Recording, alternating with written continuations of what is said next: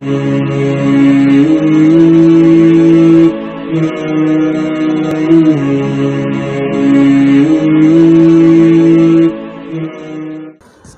علیکم ورحمۃ اللہ وبرکاتہ۔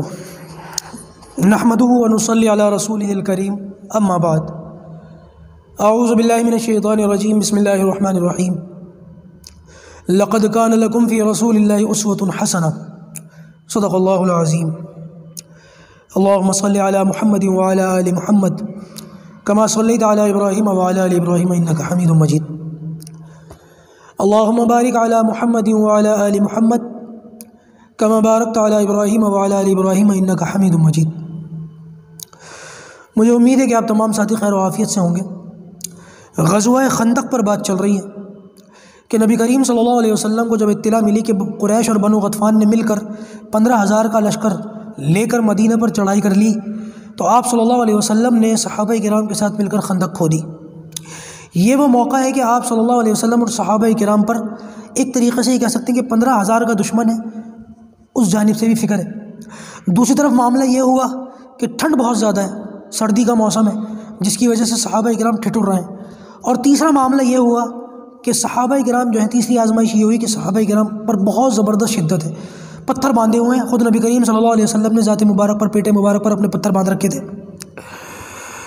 اور چوتھا معاملہ یہ ہوا کہ ان حالات میں بنو قریظہ نے بھی آپ صلی اللہ علیہ وسلم کے ساتھ غداری کی۔ آپ اندازہ لگا سکتے ہیں کہ یہ کتنی زبردست آزمائش ہے اللہ تعالیٰ کی طرف سے ایمان والوں کی، کہ باہر سے دشمن آ چکا ہے، موسم بھی خراب ہے، کھانے کے لیے بھی کچھ نہیں ہے، اور اندر سے بھی اب دشمن کا خطرہ ہے، یہاں تک کہ عورتوں اور بچوں کی حفاظت کے لیے قلعے کے اندر ان کو رکھا گیا ہے کہ پتہ نہیں ان کے ساتھ خدا نخواستہ کیا معاملہ ہو جائے۔ لہٰذا اللہ تبارک و تعالیٰ نے یہ سلسلہ کیا کہ پھر جو ہے قرآن مجید کے اندر اس کا ذکر فرمایا، اذ جاءکم من فوقکم ومن اسفل منکم وَإِذْ زَاغَتِ الْأَبْصَارُ وَبَلَغَتِ الْقُلُوبُ الْحَنَاجِرَ وَتَظُنُّونَ بِاللَّهِ الظُّنُونَ هُنَالِكَ ابْتُلِيَ الْمُؤْمِنُونَ وَزُلْزِلُوا زِلْزَالًا شَدِيدًا۔ جھنجھوڑ کر کے آزمانے، جیسے کسی آدمی کو پورا پکڑ کے ہلا دیا جائے، اس کے کندھوں کو پکڑ کے جیسے اس کو جھنجھوڑ دیا جائے، ایسے جھنجھوڑا مسلمانوں کو اور اس طریقے سے آزمایا۔ اِذْ جَاءُكُم مِّن فَوْقِكُم، اور جب اوپر سے وہ لشکر آ گیا، وَمِنْ أَسْفَلَ مِنْكُمْ، اور نیچے کی طرف سے۔ یہ پوری قرآن مجید کی تفسیر ہے، سورہ احزاب کے اندر آپ دیکھیں اس کو۔ احزاب حزب کی جمع ہے، احزاب، حزب یہ سنگولر ہے اور احزاب یہ پلورل ہے۔ حزب کہتے ہیں لشکر کو، تو احزاب کہتے ہیں کئی لشکروں کو، کیونکہ بہت سارے لشکر تیار ہو کر کے اکٹھے ہو کر کے آئے تھے نا مدینے کے اوپر حملہ کرنے، تو اس کو احزاب کہتے تھے۔ اور غزوہ خندق بھی اس کا مشہور نام ہے۔ قرآن مجید کے اندر سورہ احزاب اس نام سے پوری صورت موجود ہے،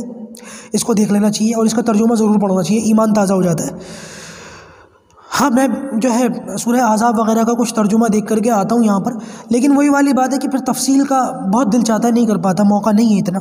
کہ میں تفصیل کروں۔ میرے بہت سارے ساتھیوں نے مجھے فون کر کے، یعنی میرا دل کتنا خوش ہو ان لوگوں کے، کچھ لوگوں نے میسج کیے، کچھ لوگوں نے فون کیے کہ مفتی صاحب چاہے 1 سال لگے آپ تفصیل سے پڑھائیں۔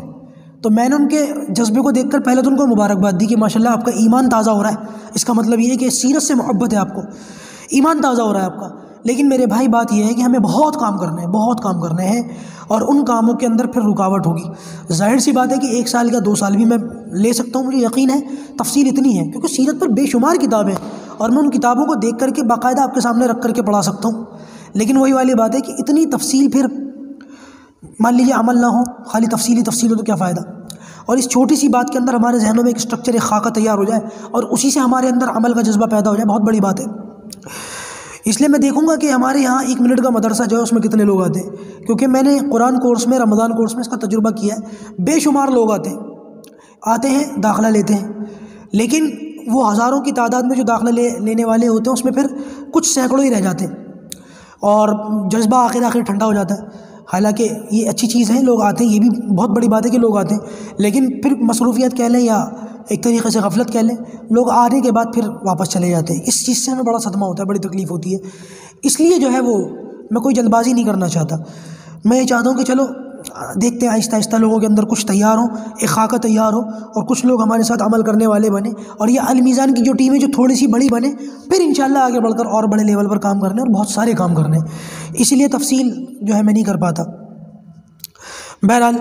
یہ معاملہ تھا۔ دوسری طرف منافقین نے بھی دھوکہ دیا، یہودیوں نے بھی دھوکہ دیا، اور اب منافقین نے بھی دھوکہ دے دیا آپ صلی اللہ علیہ وسلم کو، یعنی کہ وہ بناوٹی مسلمان جو حقیقت میں مسلمان نہیں تھے، خود کو ایمان والا ظاہر کرتے تھے، انہوں نے آ کر کے جو ہے نبی کریم صلی اللہ علیہ وسلم سے پھر بہانے بنانے شروع کر دیے۔ وہ یہ کہا انہوں نے وَيَسْتَأْذِنُ فَرِيقٌ مِّنْهُمُ النَّبِيَّ يَقُولُونَ إِنَّ بُيُوتَنَا عَوْرَةٌ وَمَا هِيَ بِعَوْرَةٍ إِن يُرِيدُونَ إِلَّا فِرَارًا۔ سورہ احزاب کے اندر اس بات کا ذکر ہے کہ ان منافقوں نے آ کر کے اللہ کے رسول صلی اللہ علیہ وسلم سے یوں کہا کہ یا رسول اللہ حالات بڑے خراب ہیں، اور ہمارے گھر کی جو دیواریں ہیں نا، جو آس پاس کی دیواریں ہوتی ہیں جس سے گھر کی حفاظت ہوتی ہے، وہ دیواریں بہت نیچی اور چھوٹی ہیں، اس کی وجہ سے ہمارے جو گھر ہیں نا، ان گھروں کی حفاظت کرنا آسان نہیں ہے، ہمیں اجازت دیجیے ہم گھر کے اندر رہیں گے۔ جب مدینہ کے اندر رہ کر ہی لڑنا ہے تو کیا آپ کے ساتھ لڑیں اور کیا گھروں میں بیٹھ کے لڑیں؟ ہم تو اپنے گھروں میں جا رہے ہیں، اپنے بیوی بچوں کی زیادہ اچھے طریقے سے ہم حفاظت کر سکتے ہیں۔ وما ہی بعورہ، یہ ان کے گھر جو ہے یہ خالی نہیں ہے، ان یریدون الا فرارا، دراصل یہ بھاگنا چاہتے ہیں۔ اس طریقے سے یہ منافقوں کا معاملہ تھا، اور ایمان والوں کی کیا کیفیت تھی؟ اللہ تعالیٰ نے فرمایا وَلَمَّا رَأَى الْمُؤْمِنُونَ الْأَحْزَابَ، جب ایمان والوں نے وہ سارے لشکر آتے ہوئے دیکھ لیے، قَالُوا هَذَا مَا وَعَدَنَا اللَّهُ وَرَسُولُهُ، تو انہوں نے کہا کہ یہ وہ اللہ کا وعدہ، اللہ اور اس کے رسول کا وعدہ جو آیا ہے، وَصَدَقَ اللَّهُ وَرَسُولُهُ، اور اللہ اور اس کے رسول نے سچ کہا، وَمَا زَادَهُمْ إِلَّا إِيمَانًا وَتَسْلِيمًا، اور ان کا جو ایمان ہے اس حالت کو دیکھ کر اور بڑھ گیا، ان کے ایمان میں اور اضافہ ہو گیا۔ منافقین کے جو ہے حالات اور خراب ہو گئے، ان کو موشن آ گئے، اور ایمان والوں کو اللہ تبارک و تعالیٰ نے اور شان و شوکت سے نوازا اور مزید ایمان سے نوازا۔ اچھا جی، یہاں پر 2 ہفتے ہو گئے تھے یہ معاملہ چلتے چلتے، کیونکہ لڑائی کی نوبت تو آئی نہیں، ادھر سے وہ تیر پھینکتے تھے، ادھر سے مسلمان تیر پھینکتے تھے، کبھی کبھی پتھر وغیرہ بھی پھینکے جاتے تھے، پتھروں کی بارش ہوتی تھی، تو تیر اور پتھر چلتے تھے ادھر ادھر سے دونوں طرف سے، خندق بیچ میں تھی۔ آپ صلی اللہ علیہ وسلم نے ایک موقع پر یہ سوچا کہ یہ جو بنو غطفان ہے، ان کا قریشیوں سے کوئی محبت تو ہے نہیں، اور نہ مسلمانوں سے کوئی ان کو لینا دینا، کوئی دشمنی، یہ صرف اس لیے آئے ہیں کیونکہ یہودیوں نے ان سے یہ کہا ہے کہ یہودی ان کو اپنی آدھی کھجور دیں گے، یہ صرف کھجور کے لالچ میں آئے، تو لہٰذا یہودی تو ان کو آدھی کھجور تب دیں گے نا جب یہ ہم سے لڑیں، ہم کو شکست دیں، اس کے بعد پھر ان کو ایک کھجور ملے گی۔ اگر یہ بات مسلمان اپنی طرف سے پیش کر دے کہ تم ہم سے لڑو مت، لڑے بغیر ہم تمہیں آدھی کھجور دیتے ہیں، تو لہٰذا یہ یہودیوں کے کہنے پر آئے ہیں، ان کو ویسی کھجور مل جائے گی، اور یہ یہودیوں کی باتوں میں نہیں آئیں گے، اور یہ چلے جائیں گے تو قریشیوں کا جو حوصلہ ہے وہ بھی ڈاؤن ہو جائے گا، وہ آدھے سے بھی کم رہ جائیں گے، لہٰذا جب اتنی کم تعداد ان کی رہ جائے گی تو وہ بھی لڑائی نہیں کریں گے، تو یہ جنگ ٹل جائے گی۔ یہ اللہ کے رسول کی تجویز تھی۔ آپ نے حضرت سعد بن معاذ اور سعد بن عبادہ دونوں اوس اور خزرج کے سرداروں کو بلا کر کے یہ بات کی، آپ نے یہ ساری بات رکھی کہ بھائی اس طریقے سے جو بنو غطفان کے لوگ ہیں کھجور کے اس میں آئے ہیں، کیوں نہ ہم ان کو اپنی طرف سے یہ کھجور پیش کر دیں۔ تو آپ صحابہ کرام کا معاملہ دیکھیں کہ اللہ کے رسول کے ساتھ کس طریقے سے پیش آتے تھے کہ یا رسول اللہ، یہ جو بات آپ کہہ رہے ہیں یہ وحی آئی ہے، اللہ تعالیٰ کا حکم ہے، یا یہ آپ کا حکم ہے، یا یہ آپ کا مشورہ ہے، تینوں میں سے کون سی کیٹیگری آپ یہ بتا دیں، یہ جو بات ہے یہ کس کیٹیگری کی بات ہے؟ یا تو یہ اللہ تعالیٰ نے کہی ہے، وحی آئی ہے آسمان سے، تب تو ہمارے لیے ماننا ہے، کوئی اور راستہ تو ہے نہیں، یا یہ آپ کا حکم ہے، وحی نہیں ہے اللہ تعالیٰ کی طرف سے نہیں لیکن آپ کی طرف سے، تو یا رسول اللہ ہم اپنی سر تسلیم خم کرتے ہیں، آپ کی اس بات کو بھی ہم مان لیتے ہیں۔ اور تیسری بات یہ کہ یہ آپ کا مشورہ ہے، نہ یہ وحی ہے نہ یہ آپ کا حکم ہے، یہ آپ کا مشورہ ہے، تو آپ ہمیں بتا دیں۔ تو آپ نے فرمایا بھائی میری تجویز ہے، نہ یہ اللہ تعالیٰ کا حکم ہے اور نہ میرا حکم ہے، حکم کے درجے میں یہ بات نہیں، مشورے کے درجے میں یہ بات ہے کہ اگر ہم لوگ مل کر کے اپنی آدھی کھجور ان بنو غطفان کو دے دیں تو یہ جنگ ٹل جائے گی۔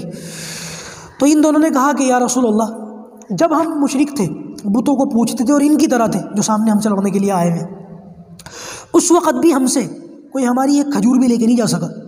بس ہم سے ہماری کھجور لے جانے کی 2 شکلیں ہوتی تھیں، یا تو کوئی ہمارا مہمان بن کر آئے اور ہم خوشی سے دسترخوان بچھا کر اپنی کھجور اس کو کھلائیں، یا کوئی ہم سے ہماری کھجور خرید کر کے لے جائے، کوئی چھین کر یا لڑ کر تو ہم سے ہماری کھجور اس وقت میں لے جا نہیں سکا۔ یا رسول اللہ، اب ہمیں آپ جیسی نعمت مل گئی، ہمیں اللہ مل گیا، ہم نے بتوں کو چھوڑ دیا، ہم ایک اللہ کی عبادت کرتے ہیں، یا رسول اللہ، اللہ کا آخری نبی یعنی کہ آپ ہمارے درمیان میں موجود ہیں، اب کیسے یہ ہم سے کھجوریں لے جا سکتے ہیں ہماری مرضی کے خلاف؟ ان کو تو صرف ہم سے تلوار ملے گی اور تلوار کے زخم ملیں گے۔ یہ بات سن کر نبی کریم صلی اللہ علیہ وسلم مسکرائے اور آپ نے مبارکباد دی کہ ان کا جذبہ اور ان کا ولولہ اور ان کا جوش کیسا زبردست تھا، اللہ تعالیٰ ہمیں بھی اس میں سے کچھ نہ کچھ حصہ نصیب فرمائے۔ اچھا جی، یہ تیر اندازی چل رہی تھی دونوں طرف سے، 2 ہفتے گزر گئے، ادھر سے بھی تیر اندازی چل رہی تھی، ادھر سے بھی تیر اندازی چل رہی تھی۔ خندق اتنی بڑی تھی کہ اس کو لانگنا پھیلانگنا تو بڑا مشکل تھا کیونکہ چوڑی اتنی تھی۔ آج بھی اگر آپ مدینہ جا کر کے دیکھیں تو خندق کے کچھ آثار باقی ہیں، اس کو ضرور دیکھیے گا، زیارت کیجیے گا، کچھ ایمان تازہ ہوگا۔ اور ہمارے یہ جو اسباق وغیرہ میں پڑھا رہا ہوں نا،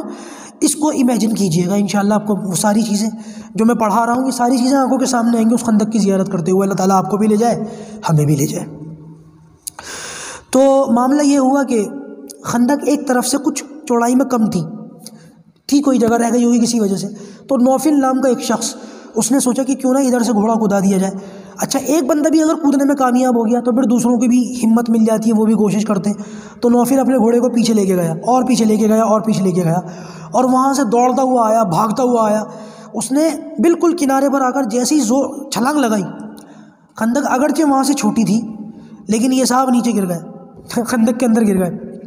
اور اس کی گردن ٹوٹ گئی اور یہ کافر مر گیا، جہنم گیا۔ اب جب یہ مر گیا تو مشرکین نے نبی کریم صلی اللہ علیہ وسلم کو پیغام بھجوایا تھوڑی دیر کے لیے تیر اندازی روک دی جائے، اور یہ جو ہمارا بندہ مرا ہے اس کی لاش ہمیں دے دو، اور اس کی لاش کے بدلے میں ہم 10,000 درہم آپ کو دیتے ہیں۔ تو نبی کریم صلی اللہ علیہ وسلم نے منع فرمایا کہ یہ جو لاش ہے یہ بھی بدبخت ہے، اور اس کی طرف سے جو پیسہ دیا جائے گا وہ بھی بدبخت۔ حالانکہ آپ دیکھیں پوزیشن کیا ہے مسلمانوں کی، فائنینشلی کیا حالات ہیں، میں نے بتایا نا کئی دنوں سے کھانے پینے کے لیے کچھ نہیں ہے۔ اس موقع پر 10,000 درہم مل رہے تھے، لیکن آپ صلی اللہ علیہ وسلم نے قبول نہیں فرمایا۔ آپ نے فرمایا یہ لاش بھی منحوس ہے اور اس کا جو پیسہ دیا جائے گا وہ بھی منحوس ہے، ان دونوں ہی چیزوں کو ہمیں ان کی ہمیں ضرورت نہیں ہے، ہم تیر اندازی روکتے ہیں، اپنی لاش کو اٹھا کر کے لے جاؤ۔ یہ لوگ آئے اور انہوں نے خندق میں سے اپنی لاش کو اٹھایا اور لے گئے۔ بہرحال یہ جو سعد بن معاذ ہیں، جب یہ تیر چل رہے تھے ان میں سے مسلمانوں میں سے نہ کوئی شہید ہوا نہ کوئی زخمی ہوا، لیکن سعد بن معاذ کے جو گلے تھا نا، اس گلے پر آ کر کے جو اوس کے سردار تھے سعد بن معاذ، ان کے گلے پر آ کر کے جو ہے وہ تیر لگا اور زخم ہو گیا۔ اس زخم پر سعد بن معاذ نے 2 دعائیں اللہ تعالیٰ سے کی، اور دونوں دعائیں بڑی عجیب تھیں اور دونوں دعائیں قبول ہوئی ہیں۔ انہوں نے ایک دعا تو یہ کی کہ یا اللہ یہ جو بنو قریظہ ہیں انہوں نے نبی کریم صلی اللہ علیہ وسلم سے غداری کر کے آپ کو بڑے تکلیف پہنچائی ہے، یا اللہ جب تک میں ان لوگوں کو ان کے انجام تک پہنچتا ہوا نہ دیکھ لوں، یا رسول اللہ مجھے موت یا اللہ مجھے موت نہ آئے۔ اللہ تعالیٰ سے دعا کی، اللہ تعالیٰ نے یہ دعا قبول کر لی کہ یا اللہ جب تک بنو قریظہ کی غداری کا نتیجہ میں اپنی آنکھوں سے نہ دیکھ لوں مجھے موت نہ آئے۔ اللہ تعالیٰ نے قبول کر لی۔ اور دوسری دعا انہوں نے یہ کی کہ یا اللہ اگر یہ قریشیوں کا آخری حملہ ہے خندق پر تو یا اللہ اب اس کے بعد مجھے موت آ جائے۔ اب دونوں دعائیں کتنی اپوزٹ ہیں لیکن دونوں قبول ہوئی ہیں، اور بڑے اچھے طریقے سے قبول ہوئی ہیں کہ بنو قریظہ نے جو معاملہ کیا اللہ تعالیٰ اس کی غداری کا انجام دیکھے بغیر مجھے موت نہ آئے، اور اگر یہ ان کا آخری معرکہ جو قریشوں نے کیا ہے اس کے بعد اگر ان کا حملہ نہیں ہوگا تو اس کا مطلب یہ ہے کہ ہم نے اللہ کے رسول صلی اللہ علیہ وسلم سے ان کی حفاظت کا جو ان سے وعدہ کر رکھا ہے اس میں پورے ہو گئے۔ یا اللہ اب میں مزید جینا نہیں چاہتا، مجھے اس کے بعد موت عطا فرما۔ اللہ تعالیٰ نے دونوں دعائیں قبول کی، میں اس پر بعد میں آتا ہوں کیسے قبول کی۔ ابھی فی الحال یہ دیکھیں کہ سعد بن معاذ کی دونوں دعائیں جو ہیں قبول ہوئی ہیں۔ اس سارے معاملے میں ایک موقع ایسا بھی آیا کہ صحابہ کرام کی اور نبی کریم صلی اللہ علیہ وسلم کی صبح سے شام تک کی 4 نمازیں جو ہیں وہ قضا ہوئی ہیں۔ آپ اندازہ لگا سکتے ہیں کہ نبی کریم صلی اللہ علیہ وسلم جیسی ہستی کے 4 نمازیں قضا ہو جانا، 4 نمازیں چھوٹی گئیں بالکل۔ اور میرے بھائیوں خدا کے واسطے کہیں میرے اس سبق کا مطلب یہ نہ کبھی خود کو سیٹسفیکشن دینے لگو ہم اللہ کے رسول کی چھوٹ گئے ہماری بھی چھوٹ جائیں گی۔ جنگی حالات میں کن حالات میں اور کس وجہ سے جو ہے نمازیں چھوٹی ہیں، آپ لوگ یہ نہ کہنا کہ ہمارے ذرا سا سر میں درد تھا اور ہماری نماز چھوٹ گئی، اور میرے اس کلپ کو کاٹ پیٹ کر کے جو ہے وہ لوگوں کے سامنے بنیاد بنا کر کے شیئر کرنا شروع کر دو۔ اگر ایسی حرکت کوئی کرے گا اللہ پوچھے گا، اس کا رسول پوچھے گا، میں اس سے بری ہوں، کیونکہ سیرت کے اندر جو باتیں لکھی ہوئی ہماری ذمہ داری ہم ویسی کی ویسی پہنچائیں۔ آپ لوگ جو ہے اس سے غلط بنیاد بنا کر کے غلط دلیل پیش نہ کرنا، ورنہ میں اس سے بری ہوں۔ میں ہرگز یہ بات نہیں کہتا کہ تمہارے اوپر خندق جیسے حالات نہیں آئے ہوئے۔ بھرے ہوئے پیٹوں کے ساتھ ہم نمازیں قضا کر دیتے ہیں نا، اور ذرا سی باتوں کے اوپر ہمارا سیریل نہ نکل جائے، ہے نا، میچ کا آخری اوور چل رہا ہے یہ نہ نکل جائے، ان باتوں کے اوپر ہم نماز قضا کرتے ہیں۔ اللہ حفاظت فرمائے، پتہ نہیں کیسے مسلمان ہیں ہم۔ بہرحال نبی کریم صلی اللہ علیہ وسلم نے حضرت حذیفہ ابن یمان کو ایک موقع ایسا آیا کہ آپ نے جاسوس بنا کر کے خندق کے اس پار بھیجا ابو سفیان کے لشکر میں، جاؤ معلومات کرو کیا حالات ہیں ان کے۔ تو یہ پہلے تو جھجکے حذیفہ ابن یمان کہ یا رسول اللہ کہیں میں گرفتار نہ کیا جاؤں، تو آپ نے فرمایا خدا کی قسم تو پکڑا نہیں جائے گا۔ تو کہتے ہیں کہ نبی کریم صلی اللہ علیہ وسلم کی زبان مبارک سے یہ الفاظ نکلنے دیں، کیونکہ آپ کی زبان سے جو بات نکلتی ہے وہ پوری ہوتی ہے، اس کا مطلب میں پکڑا نہیں جاؤں گا۔ کہتے ہیں کہ میں بڑی بے فکری کے ساتھ پھر ان کے لشکر میں چلا گیا، کسی کو پتہ ہی نہیں چلا میں آیا ہوں۔ ہاں وہ ایک واقعہ ہے، میں اس میں نہیں جاتا، پھر وہ لمبا ہو جائے گا۔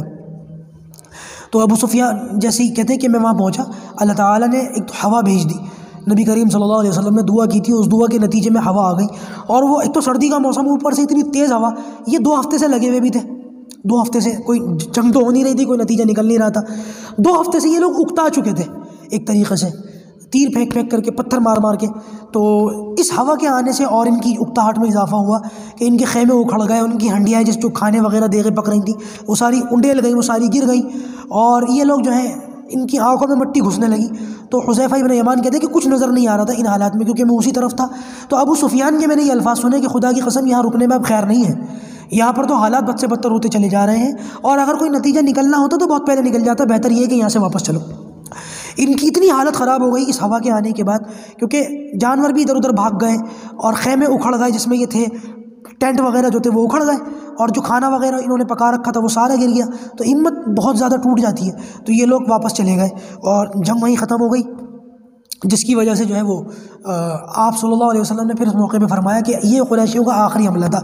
اب اس کے بعد یہ دوبارہ کوئی حملہ نہیں کریں گے. یہ قریشیوں کا آخری حملہ تھا، اب اس کے بعد ان کی طرف سے کوئی حملہ نہیں ہوگا، بلکہ اب ہم ہی ان کے اوپر حملہ کریں گے. یہاں سے یہ بات بھی پتہ چلتی ہے کہ جو لوگ اسلام کو یہ کہتے ہیں نا، دین اسلام کے اندر جہاد تو صرف ایسی پوزیشن میں ہو سکتا ہے کہ جب کوئی دشمن ہم پر حملہ کرے تو ہم جوابی کارروائی کریں. کبھی دین اسلام اور مسلمان اپنی طرف سے دشمنوں پر آگے سے حملہ نہیں کریں گے. اس حدیث کا جواب کیا دو گے؟ تو بھائی جہاد دفاعی بھی ہوتا ہے اور اقدامی بھی ہوتا ہے. دفاعی کا مطلب یہ کہ جب کوئی دشمن ہم پر حملہ کرے تو ہم اپنی حفاظت کریں، جیسے کہ خندق میں ہوا. اور اقدام کا مطلب یہ کہ مسلمان اپنی طرف سے پہل کریں، جیسے کہ فتح مکہ پہ ہوا، جیسے کہ بدر میں ہوا. اقدام بھی کیا جاتا ہے اور کیا جائے گا، جب کبھی بھی اس کی ضرورت ہوگی کیا جائے گا. کیا مطلب ہوا اس کا کہ بھائی ہم تو اپنے گھروں میں بیٹھے رہیں، کفار کو اتنی مہلت دے دیں کہ پہلے وہ خوب مضبوط ہو کر تگڑے ہو جائیں، اور پھر اتنے مضبوط اور اتنے زبردست طریقے سے ہم پر جب پورے آ جائیں تب ہم جہاد کریں.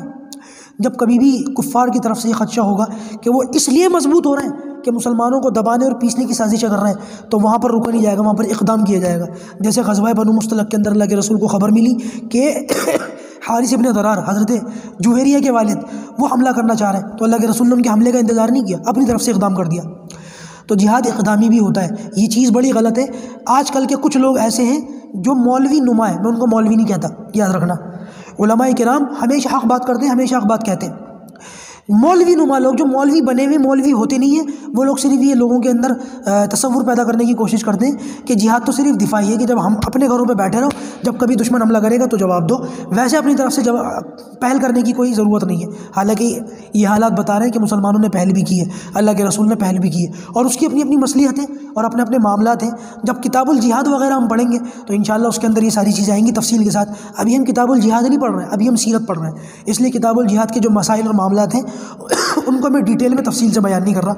اللہ پاک جو کہا گیا سنا گیا ہم اس پر عمل کرنے کی توفیق عطا فرمائے. وآخر دعوانا الحمدللہ رب العالمین.